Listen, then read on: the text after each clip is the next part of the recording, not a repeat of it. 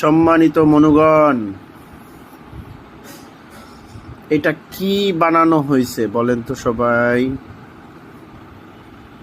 আজকে এটা ধাঁধা রইল।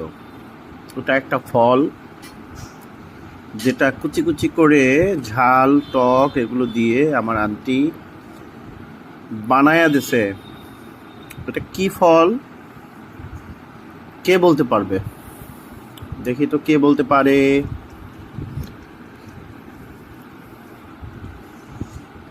অনেক সুন্দর একটা ফল, রসে ভরা, টসটসা।